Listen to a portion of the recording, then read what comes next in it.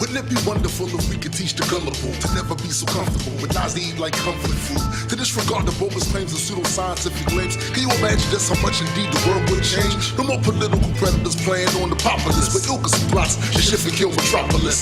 No more villains with the title in the Bible, holding phony temper Bibles like the stuff they teach is vital.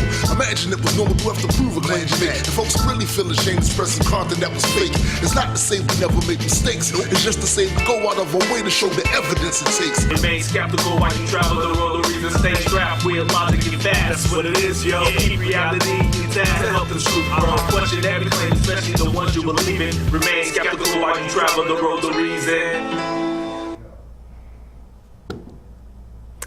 Welcome everybody to Road to Reason, a skeptic's guide to the 21st century. My name is Larry Mendoza, and with me I have... I'm Rick Wingrove, and this is what an American Atheist looks like. So we want to welcome you to the show. We have a wonderful show. We have David Silverman here with us, joining us via Skype. He's the president of American Atheist, and we'll be having a very interesting discussion about a number of things, including the CPAC, when American Atheist came and talked to CPAC, the Conservative Political Action Committee. We're going to talk about Atheist TV. Atheist TV, his new book. Reason Rally next year, the new Pew Poll stuff. So it'll be interesting. But before that, let me tell you guys about a couple of our upcoming shows we have for the rest of this month. Next week we have hosts Kayla Terzak and Nando Lopez, who's a new host here at Road to Reason, and they will be discussing atheism in a workplace, which is an interesting topic because I know I've talked to many atheists in the past who have often been sort of silenced in a workplace, afraid to tell their bosses, things along those lines. So it'll be interesting, an interesting discussion on that. And the following week, myself and Rob Penzak will be hosting Peter Boghossian and Brendan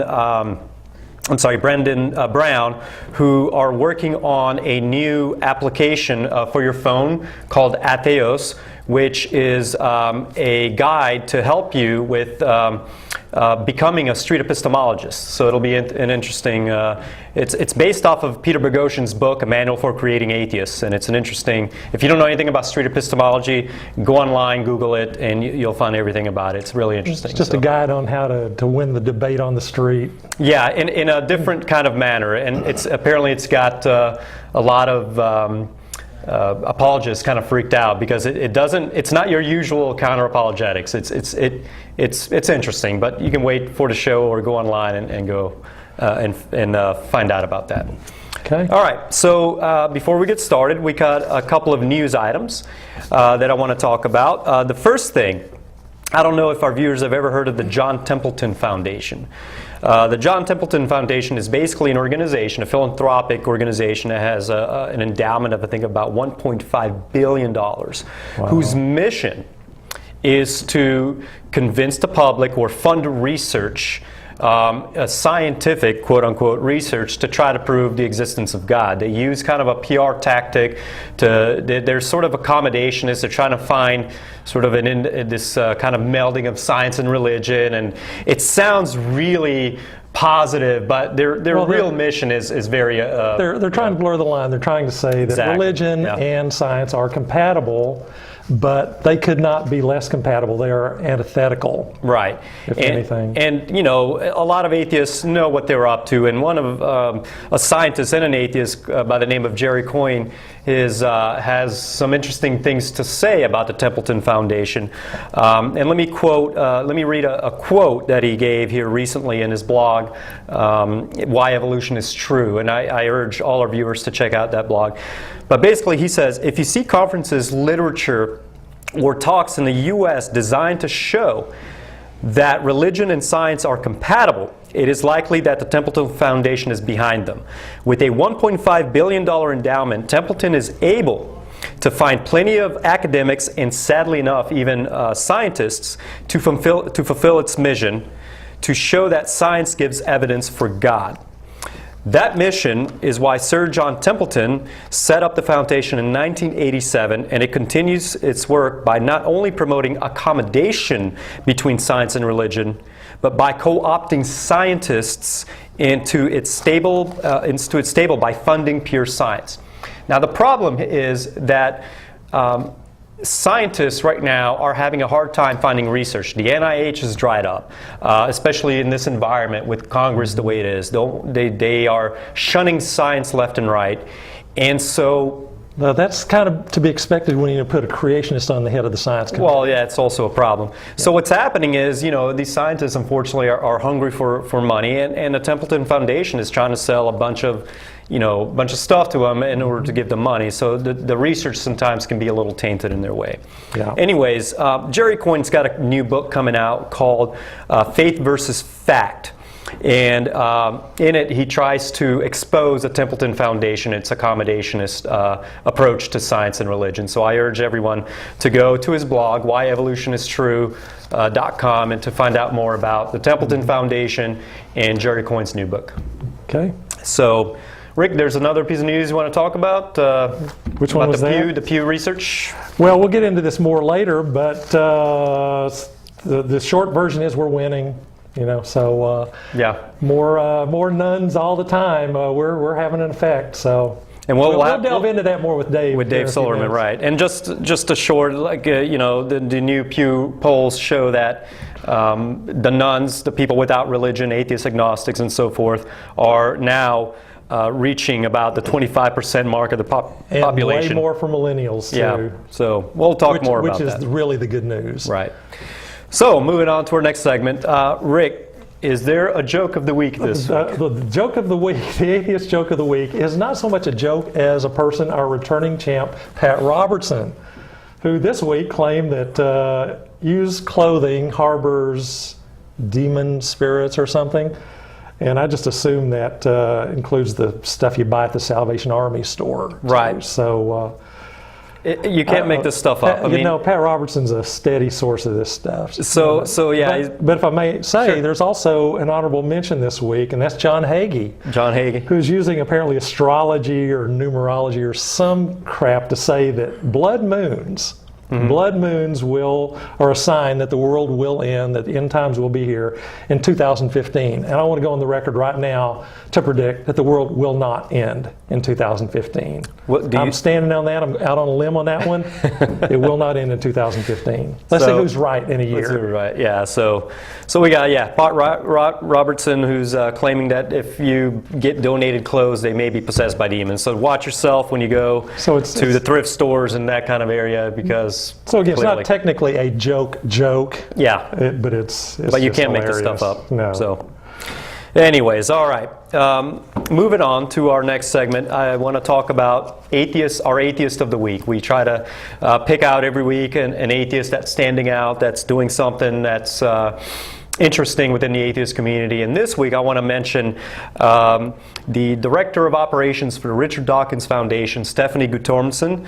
And it's not so much, well, it's what she did that she was on our show a couple weeks ago, but she is being sued right now by a faith healer by the name of Adam Miller.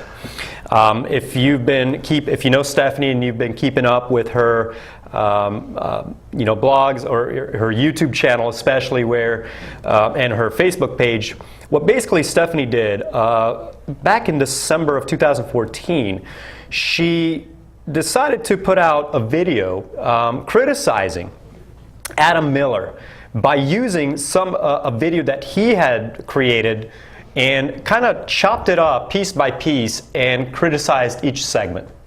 Well, Adam Miller did not like this very much. And to give you a little bit of background on Adam Miller, he's a faith healer who in 1977 had a supposed near-death experience, which gave him supposedly some kind of channeling powers.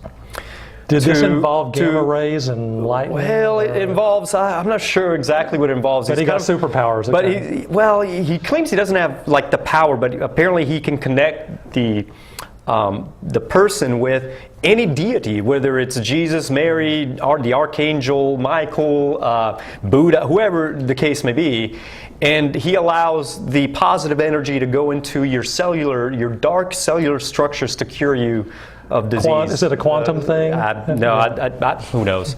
Anyways, obviously Stephanie was able to, pick apart this ridiculous claim piece by piece, and now he did not like that very much, and so he is suing her for, among other things, copyright infringement, which is clear. It's a no-win for him because you know, under fair use laws, you can use other people's work to criticize and things along those lines. Well, this ought to be a clear-cut, easy win, but in case anybody's forgotten, James Randi, the amazing Randy, was sued by Geller, Uri Geller, for claiming that James Randi claimed that he was basically a fraud. Well, sometimes justice just depends on which judge you get, and if I may, judges are idiots, okay? Everybody knows that. And what passes for justice is what the judge says it is. And James Randi lost a case that should have been a slam dunk, been a 10-minute trial, and he lost and had to pay Uri Geller, this clear charlatan. Well, you know, and that's the thing. You know, this is, you know, it's a slap suit. It's a suit designed to cost Stephanie a lot of money. It's a suit designed to just kind of ruin Stephanie's reputation. And also, I want to add that the first thing that came out of Adam Miller's mouth when he was, he made another video to counteract, I guess, Stephanie, was the fact that, you know, he tried to attack her character and who she is by claiming she's a transgender person and not to be trusted, which is absolutely ridiculous. But what would you expect by, you know, faith-healing Christians to attack, you know, a transgender person and attack who they are and things like that? Well, so he must be getting a ton of hits on his website right now. Well, that's the irony, right? Because what happened was before Adam, you know, made this a big deal. You know, the Stephanie's video had maybe 1,000 or so views. Now that's jumped up exponentially. So, and his website's getting how many hits now? Well, his website is down. That's weird. No, he took it down for whatever reason, I don't know. But the website is down. But anyways, if you want to learn more about this and you want to learn how to support Stephanie, just go on her YouTube channel, which is Think Steptically, Steptically, Steptically. That's her YouTube channel, or you can look her up on Facebook. There's also I hear there's a GoFundMe thing for them too. Yeah, so. yeah. Well, you can learn all that information from her and that side if you want to help support her. You know, obviously, you know. So, anyway, so I think you know, why don't we move into a break, and then when we come back from that, we'll have David Silverman join us for a very enriching conversation, and we'll go from there. So, I'll see you in a bit. Following the murders at Charlie Hebdo, the Parisian satirical paper, which was attacked by Islamic extremists for publishing cartoons the attackers found offensive to their religious sensibilities, many media resources around the globe struggled with the question of whether they should reprint the offending cartoons. Seda Karan and Hikmet Setinkaya, who work for Cumhuriyet Daily in Istanbul, were two journalists who decided that the images were integral to the story and that censoring them was not an option. As a result, a Turkish prosecutor is threatening the pair with jail time for incitement and acts deemed disrespectful toward religion. Said Karan, "We are being threatened with prison for defending free speech. To threaten a journalist because he or she printed a drawing that does not include an insult can only come from a religious authoritarian government. However, she insists, neither of us will abandon our defense of free speech." Turkey has an official separation of church and state. However, it also has laws making it a crime to insult religion. The country's Prime Minister Ahmet Davutoglu marched in Paris following the attack and called it an expression of his opposition to terrorism, yet it was he who called for the investigation, which resulted in the criminal charges, which could result in 4.5 years jail time for the Turkish journalist.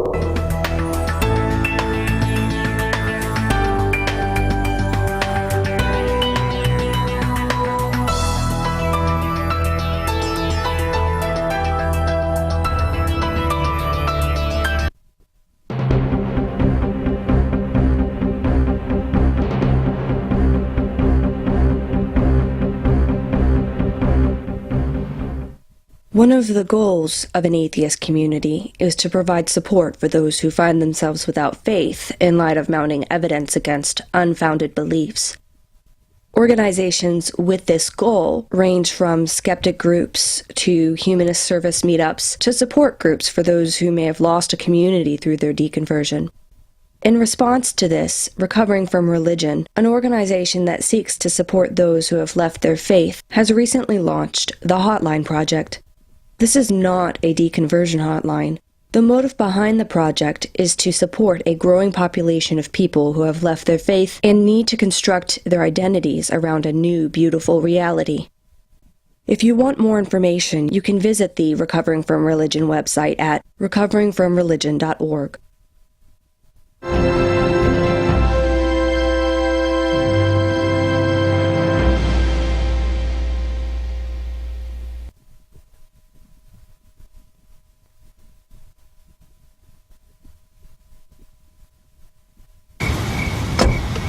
Thank you, dear. Well, you're very supple.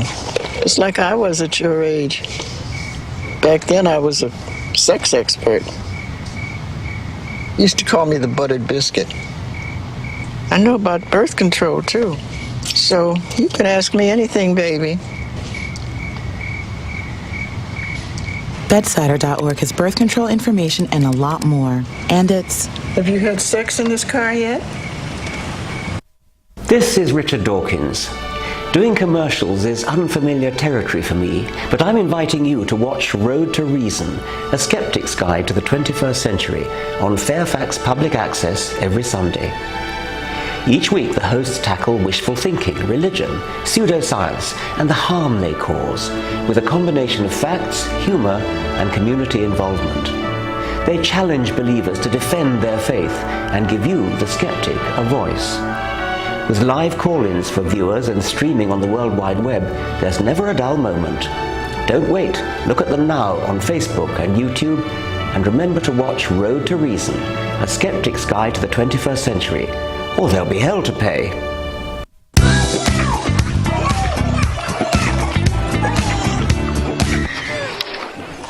Looks like it's done.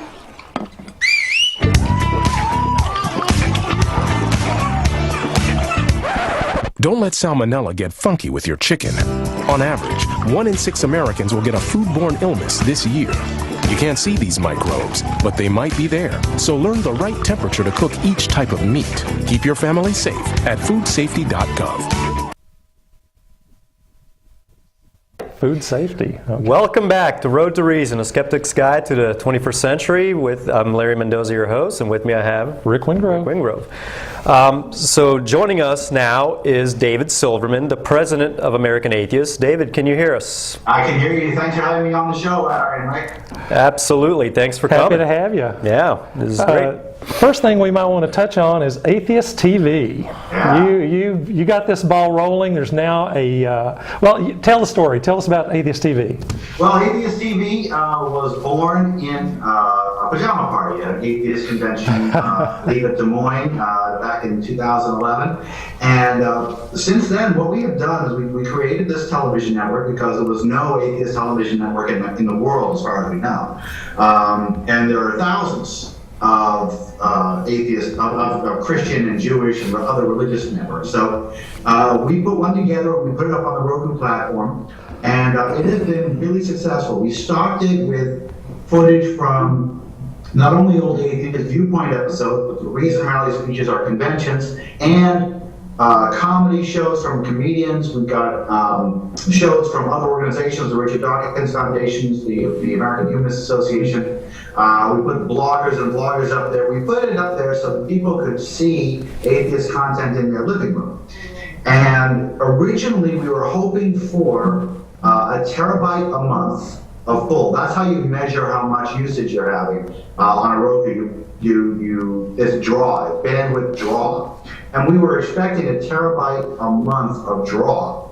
But what we got was 31 terabytes of draw in the first week. Wow. And we were expecting 2,500 subscribers by the end of last year, and we have now hit 27,000 subscribers. Wow. So we're an order of magnitude above where we were expecting to be. That's the great news. The even better news is that we're about to expand onto the Amazon Fire platform. That's going to that's going to increase our visibility even more. That's the good news. The bad news is it costs more because that bandwidth has a cost. So what's happening is we're going to be using this to try and raise some money, raise some awareness for the movement, and hopefully raise some money via some sponsorships as well. Right. That's a pretty exciting thing that we'd like to go for. Just trying to get some sponsorships on Atheist TV. I think that's probably going to be our next spot. But really, I am so thrilled with how Atheist TV looks. People are liking it. People are watching it. We see our statistics. People are watching it for a good chunk of time. If you have a Roku, it's free.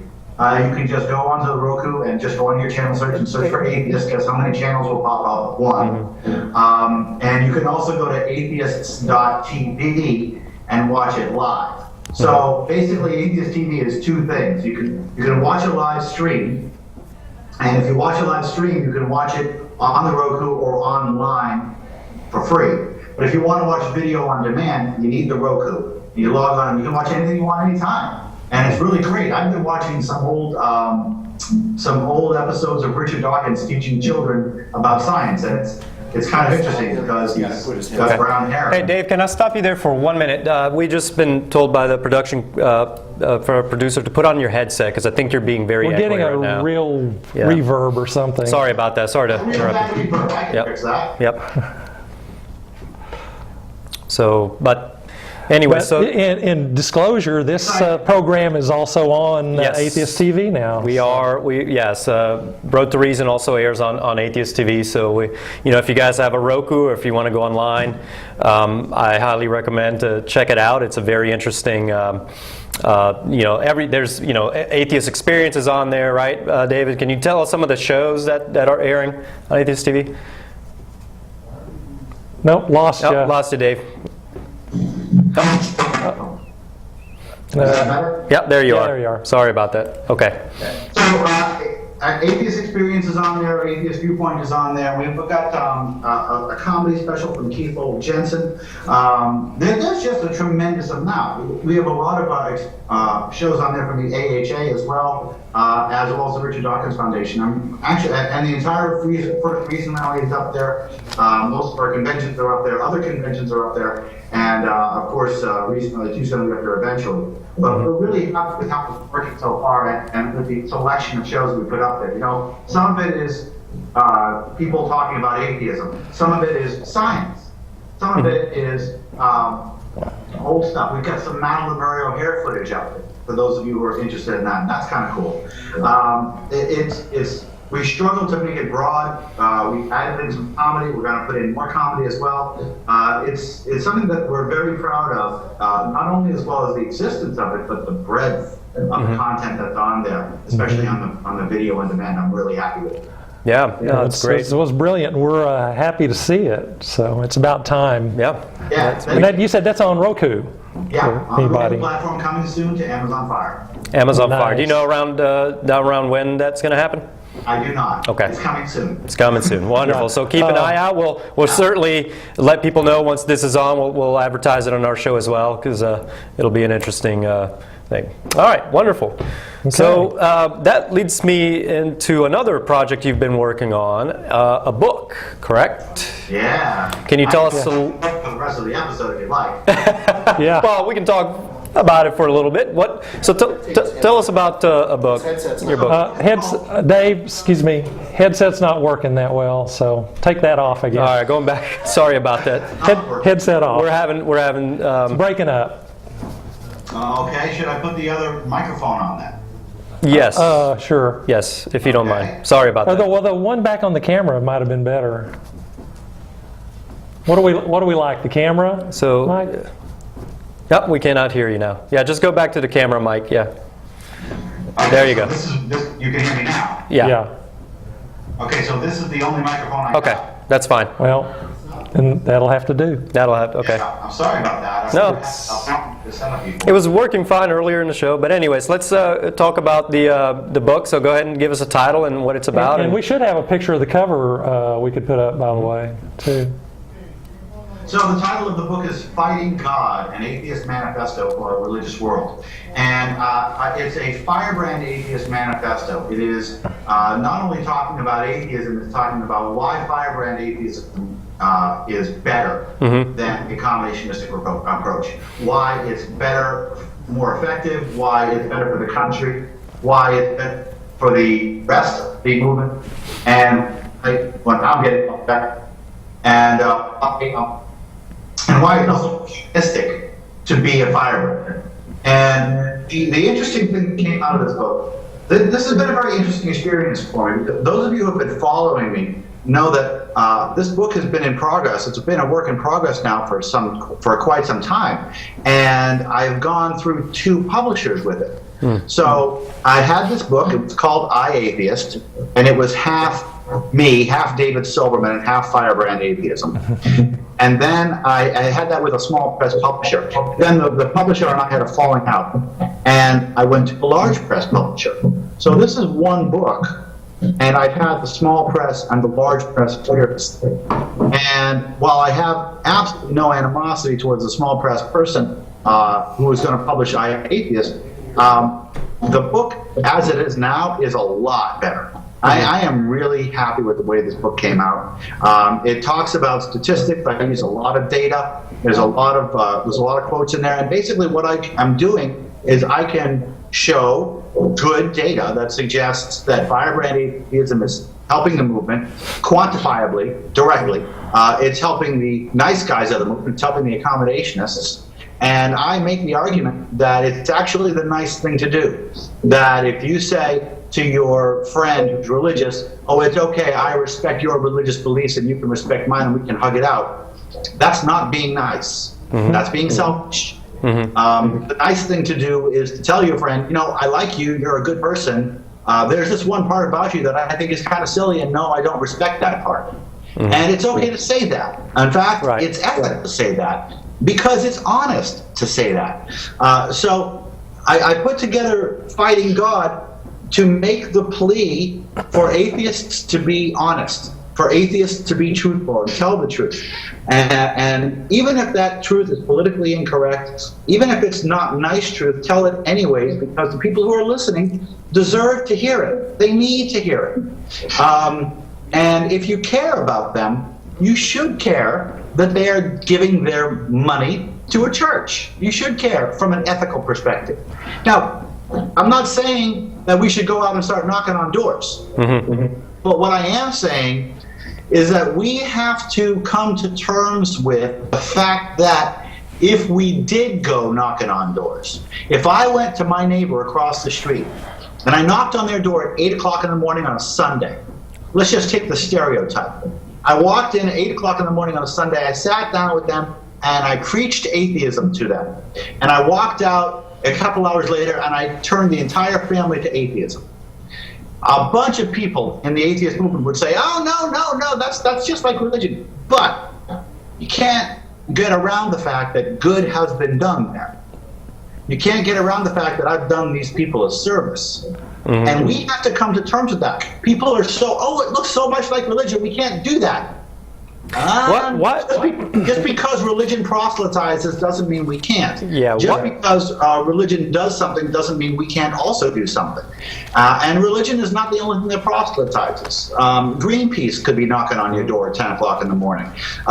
You know, all those other political organizations, they could be knocking on your door. They all push it.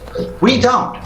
And all I'm saying in this point, on this section of the book, is not that we should go out, but that we should deal with the fact that the knee-jerk negative reaction we have to proselytizing atheism because it looks like religion is wrong. Well, you know, Bertrand Russell made an important point 50, 60 years ago, and that is that religion is both false and harmful, or that it is harmful because it is false. So you could say it's irresponsible not to confront religion for what it does, for the harm that it does, that it inflicts on humanity. Why do you think, Dave, that there is such a pushback from the atheist community about that? Why do you think that is? Well, we're all a subject of our own indoctrination, right? Right. And we've all been indoctrinated as people of our generation, my generation, I'm in my mid-40s. I'm just still going to say I'm in my mid-40s. But we've been indoctrinated to respect religion. Right. We've been indoctrinated that religion is a special thing. We have to tread lightly on it. It's not nice to attack religion. It's not nice to attack other people's religion. And that's what? That's a clear benefit to religion, right? Right, yeah, absolutely. That's a benefit to religion and to our detriment. So we have been indoctrinated, we atheists have been indoctrinated by the religious world to not be anti-religious because it's bad for religion. And you know, the analogy that I like to give is my mother, who died a couple of years ago now. But she used to be, she didn't have a lot of money, and she used to give money to a psychic. She used to go and she used to pay money to a psychic. Right. And I would get, when I went to her house and I saw that she had gone, you know, she would like have the flyers sitting around her house, and I would get in her face. I would say, Mom, you have limited funds. This person is a liar. This person is a charlatan. This person is taking your money and lying to you, telling you what you already know. And I was right to get in her face and do that. It was the right thing to do. She didn't want to hear it, but it was the right thing to do. Why do we take religion and put it a pedestal above that? Why is religion better than psychics? Why is religion better than tarot card readers? Why is religion better than astrology? There's no reason, there's no basis in fact, but we as a society put religion on a higher pedestal than other total scams like astrology and homeopathy and tarot card reading. And it's almost like we have this pedestal that we put religion on. We even atheists do it. Oh, we can't do that. My mother needs her religion. Well, if I said my mother needs her psychic, people would think I was kind of messed up. People would tell me she doesn't need her psychic. She just thinks she needs her psychic. And guess what? That's exactly the same thing as religion. Nobody needs religion. And it's kind of freedom from it. I'm sorry. It's just kind of odd that some of the people on the left and atheists kind of go along with this self-imposed blasphemy exemption. They won't trash Islam or Christianity too much because they think it's rude or something. Yeah. But really, what they're doing, what religion does, is frankly a cancer on humanity and should be at least called out. There's no reason to give them that exemption and say that they are exempt from examination and criticism. That's against everything that America's about. And they're not exempt from harsh criticism. They're not exempt from the harshest of criticism. And I do not agree with any of my friends who say that there's no room for criticism of religion. However, I don't think there's too many of them. I do think, however, that too many atheists are quick, especially when it comes to Islam, to denounce Islamophobia, for lack of a better word, as racism, or to denounce criticism of religion as hate speech. This is the kind of stuff that gets in the way of our world progressing. This is how we stop this. This is how we stop religion, by criticizing, by hitting it hard, just as hard as they hit us every single time they go into their mosque, every single time they go into their church, and they hear how bad we are, and then we get hit for saying, oh, by the way, those people tell lies for a living. Those people are either victims or they're con artists, okay? And that's what religion is. That's what preachers are. They're either victims or they're con people, okay? One way or another. They're not telling the truth. They're not in an ethical job. They're in an unethical job. And what do they do when we say, hey, you're in an unethical job? They don't say, hey, my job is completely ethical. They say, hey, you shouldn't criticize me. Right, and it plays into hands, right, you know, the term, you know, this idea of Islamophobia or whatever plays right in the hands of the apologists. I mean, that's exactly what they want. And it totally just stops all conversation. It's You know, I don't understand why, especially the liberal and the left, where a lot of this seems to be stemming from, including liberal atheists, who would more quickly criticize a quote that Sam Harris said or something along those lines, and not worry about Bill Maher, or Bill Maher or whatever, and then totally give Islam a pass because we're being mean and we're painting Muslims with a broad stroke or something along those lines. Well, I just don't understand that. If I may point out, American Atheist magazine is one of the few publications that actually did put reproduce the Charlie Hebdo cover on our cover. Yes. So. And it's a shame because so many, and you're right, Larry, so many atheists, they don't understand the concept of a benefit of the doubt. They don't understand the concept of working as a movement. They will look at Sam Harris, and they will pick at him, and they will pick a fight with him. And if it's not Sam, it's Richard, and if it's not Richard, it's me. And they'll pick a fight over nothing, over very, very little. Right. While they defend, female genital mutilation as cultural. Right. Okay, wow. That's bullshit. It's complete bullshit. And what are we doing when we do that? We are harming people when we do that. Yes, I understand this is a very animated, but try to, we're on public access TV here, so try to watch the language here in it. So. Oh, sorry about that. It's okay. We are harming people when we protect religion. We are harming people when we protect imams, when we protect priests, when we protect popes. We are harming people when we fight amongst ourselves over nothing instead of saying, okay, you know what? I mean, I've got disagreements with what? Everybody in the movement? Right. I don't agree with everybody. What? A vast minority of the movement, the vast majority of the movement disagrees with me over something. Notice how I don't pick at them? Notice how I don't throw crap at them and throw stones at them, because my guns are facing our enemy. And I think we all should be facing our enemy and not spend our time saying, oh, this person's a bad atheist and this person shouldn't be in the movement. Screw that. We don't need to worry about that at all. What we need to do is embrace the breadth of our movement and move forward as a movement to attack the common enemy, which is religion, which needs to die. And I share that sentiment with you. I think this rift, or whatever you want to call it, in the movement is going to hurt the movement in general. But this brings me to this other point, and something else you've been criticized about, Dave, recently, in American Atheists in general, about your presence at CPAC, the Conservative Political Action Committee. I know there's been a lot of some people disagree consternation with me, Dave, about that. So can you first of all tell us a little bit about why were you at CPAC in the first place, and what was your purpose for being there? So many people disagree with what we do at CPAC. I think what we're doing at CPAC is possibly one of the most, it's definitely one of the most important things that American Atheist is doing. And it's something for which I am the most proud, or one of the things I'm very proud. And a lot of people are angry with me because, and this, I'll just say this makes me angry.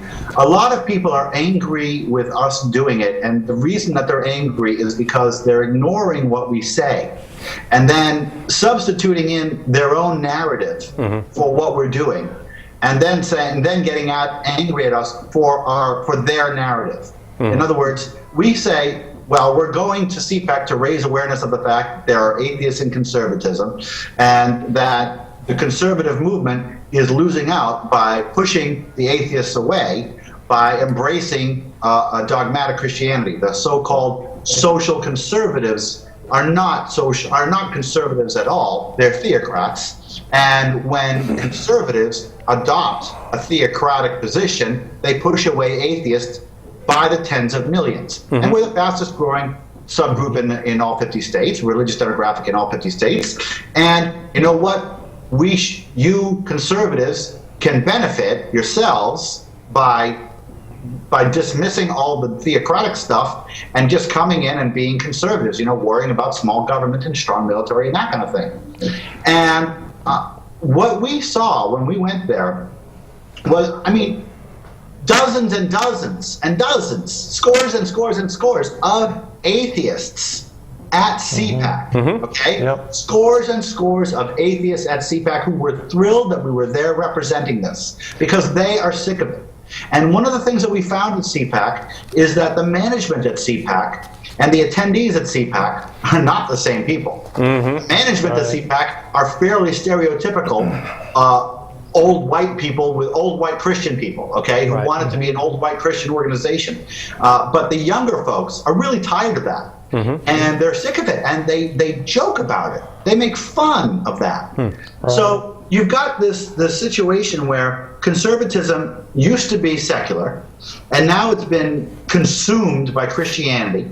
But there are still lots and lots of conservative atheists. And by the way, these conservative atheists are not anti-abortion. They're not anti-gay marriage.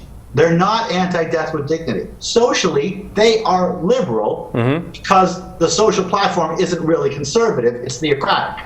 So what happens is, so that's why we go, to raise the awareness of atheism and conservatism, and it's been extremely successful. Last year we went there, we were thrown out. You remember, Rick, we were outside. Yeah, we've got a couple of pictures actually. I believe one inside CPAC and one outside CPAC. And I was going to say we were there last year for the first year, and we got kicked out. And this year we got in. And actually, we had a speaker up on stage. We actually had an American Atheist board member, Jamila Bey, on stage speaking at CPAC pro-atheism. Why? And what was the result? Well, guess what? Tony Perkins, and I mentioned this at the convention. Tony Perkins was on the stage and saying, "Oh yeah, there's room for atheists and conservatism." Now he didn't mean it. He didn't mean it.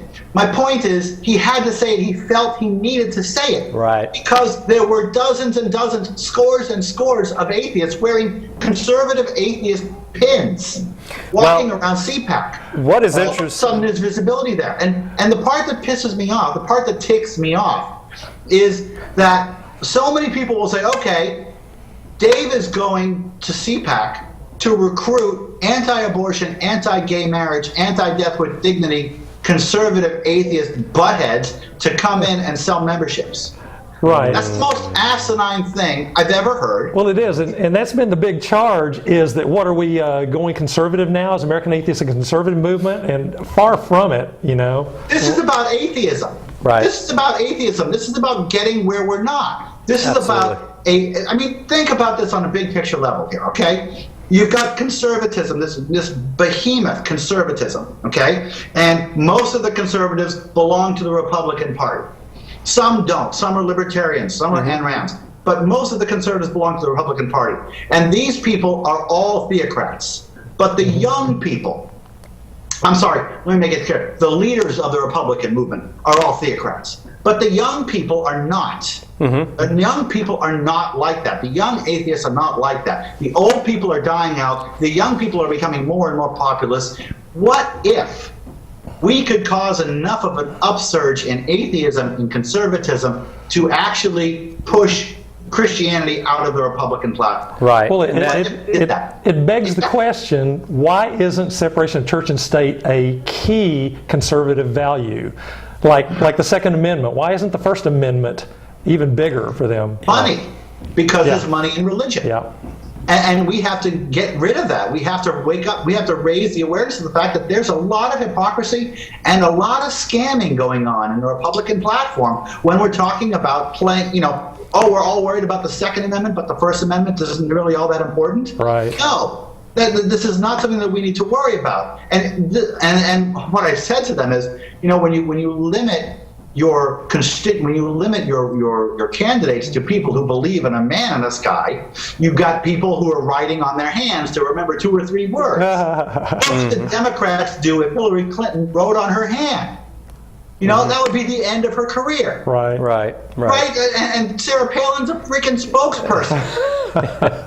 Okay, and so they've got this mandatory reliance on uneducated people, on ignorant people, on theocratic people who don't know how to do basic memories, who don't even read a newspaper. And our presence there really serves the purpose of driving a wedge between the evangelicals and the true conservatives. And I think really that's the more on point goal of what we're doing there. We're not there but expressing conservative values from the atheist community. We're here to make sure they understand the implications of the First Amendment and to force them somehow to divorce themselves from evangelical domination. Well, I'm trying to put it into their advantage, okay? It will be to conservatism's advantage to religion.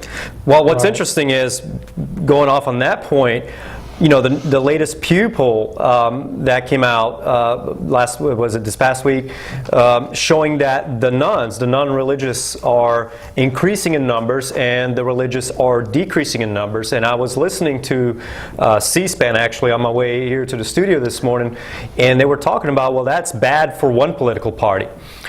My point is, imagine if we actually had, as atheists, had a choice between two political parties where, you know, we didn't have to worry about one political party being theocratic, you know, because as I agree with you, Dave, there are atheists in the conservative movement, and it's sad that they have to continue to vote theocratic because their party leaders are falling along that road. So, along those lines, though, what do you think is this trend, this Pew, you know, the nuns are increasing in numbers across, I'm imagining, all political spectrum, not just liberals, although I think the nuns did vote overwhelmingly for Obama last election. But still, where do you see this trend going? Do you see it moving further? I understand you've done some research in this aspect. Can you talk a little bit about that? Well, I did a lot of research for this for Fighting God, and while I was working on Fighting God, some of you may remember the speech that I gave in Salt Lake City a year and a half ago. It was entitled, "Are We on a Hockey Stick?" And when I gave that speech, I was speculating that because of the way that the nuns were parsed out, because of all the trends combined, the fact that the younger you are, the more likely you are to be non-religious, I speculated that we are actually on a big learning curve, the beginnings of a big curve. And if you look at the most recent Pew data, you can measure it against previous Pew data on people calling themselves atheists and people calling themselves agnostic, and you can see the hockey stick forming. The hockey stick, just as I predicted, forming right in front of us. And it is going to continue. It has to continue because the growth is coming from the young and the old people are dying. And that's going to continue to happen. Communication, and this is one of the things that we have to remember. Atheism works, atheism is right, and that means that the more communication, the better. And the more communication is coming from the internet, so the more internet connectivity that people have, the more likely they are to switch over. We got some really good, interesting data from that.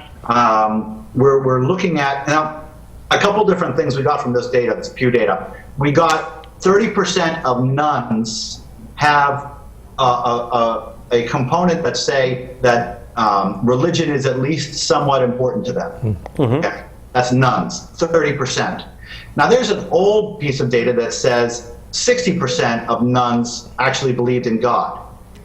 But now that was 2012. Now we've got 30% that are saying that religion is at least somewhat important, and 70% either call themselves atheists or agnostics or are otherwise secular. Right. We've got more data because there's a second piece of research that also just came out from PRRI, the Public Religion Research Institute. And that came back with data that said that 25% of people who call themselves nuns are actually believers. So this is substantially more atheism in nuns than we used to believe.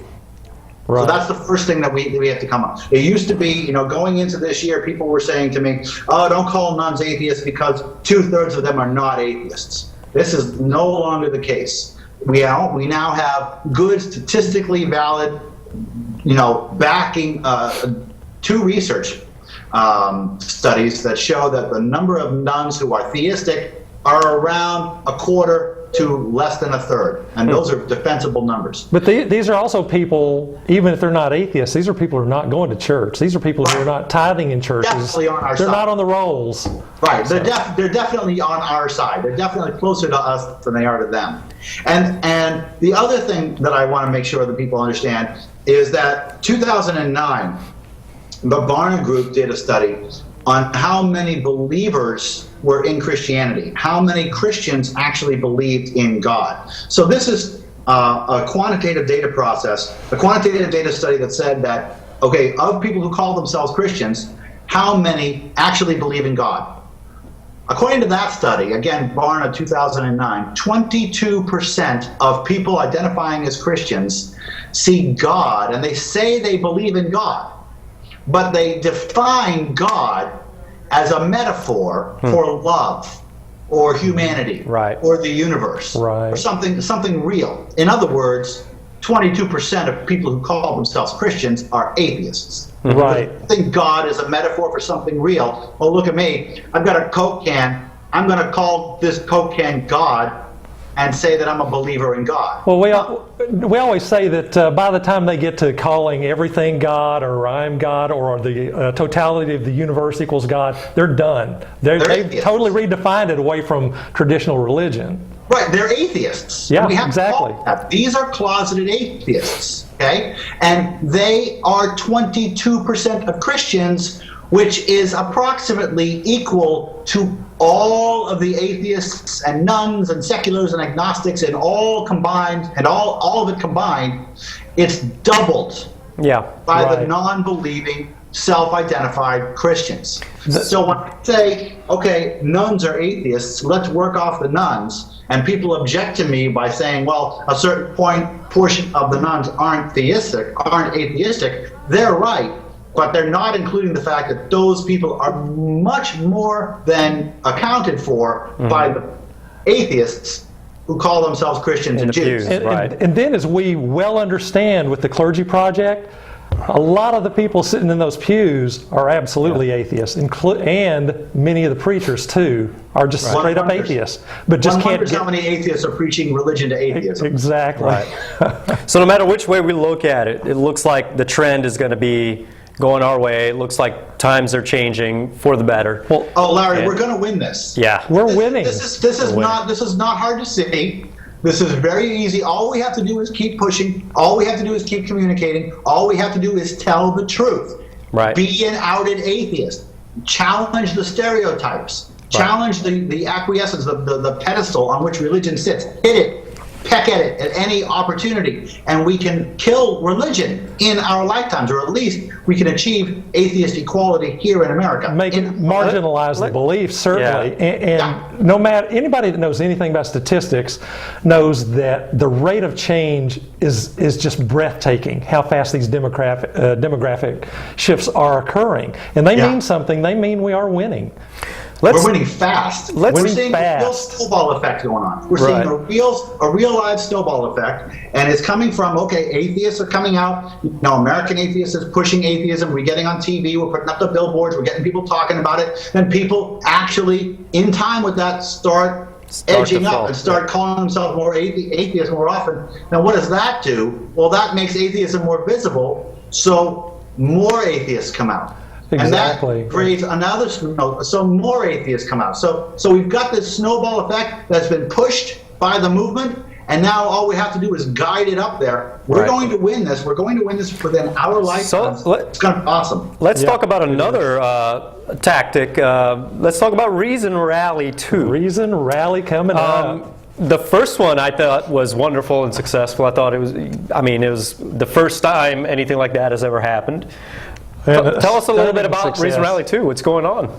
Well, Reason Rally 2, the best thing that I can say about Reason Rally 2 is, I'm not running it. But you know about it.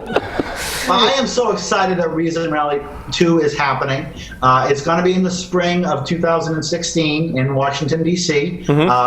The website is reasonrally.org, and you need to keep your eye on that. The president of the Reason Rally Coalition is now Sarah Moorhead. Very capable, very strong, very strong leadership coming from Sarah Moorhead. Outstanding, forceful woman in charge of this thing. I think that's great. Actually, it's an all-woman team. Right. Yeah. It's an all-woman team, which is something that I'm very happy with.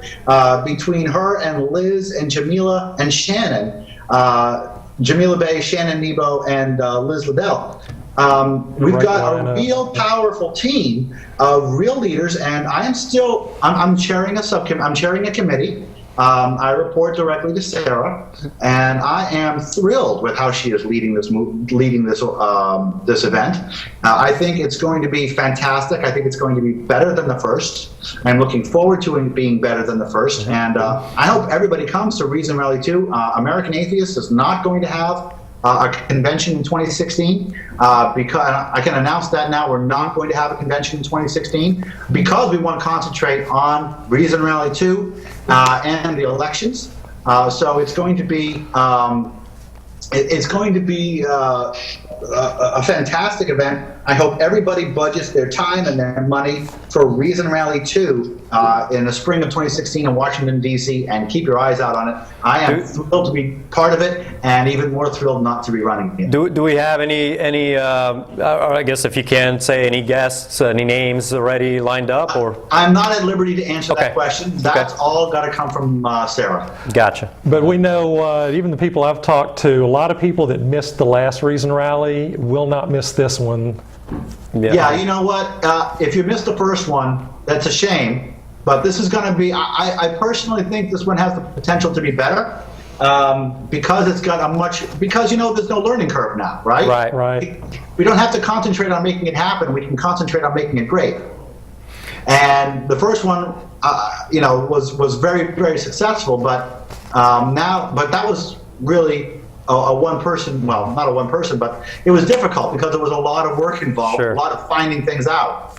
And now we're talking about a more concentrated effort. Now we're talking about more people on the ground. Now we're talking about a lot more volunteers. Good. I'm absolutely thrilled for it. And we got about less than a minute and 30 seconds to go. I want to, you mentioned that there will not be an American Atheist Convention next year, but what about you mentioned when is the next convention, American Atheist Convention? There is another convention coming up, and we only have a minute left, but we are going to have the first ever Atheist Convention on the island of Puerto Rico, and that's in the third week of August 19th through 21st. Of this year, right? Yeah. Of this year, yeah. So if you can come to this convention. Now, we just had our national convention in Memphis. It was a huge blowout. Everybody had a good time. I was really pleased with how it went. And this is a regional convention. And the thing about regionals is that their purpose is to bring in the locals together and leave behind a thriving atheist community. Good. And right now in San Juan, in Puerto Rico, the separation of church and state infringements are rampant. They're flagrant. And what we're going to do is we're going to go in there. We're going to have a great time. It's going to be a 2-day convention. It's going to be at the beautiful, beautiful downtown San Juan Sheraton, where we have a big infinity pool. That's great. That's great. And it's going to be a lot of fun. The website for that is atheists.org. Check it out and come to the convention. It's going to be a lot of fun. On that note, we are out of time, so I want to thank Dave for coming. And hopefully you'll be on again to give us some updates. So have a good one. I'm always happy to come on. Thanks a bunch, guys. Yep. See ya. See ya.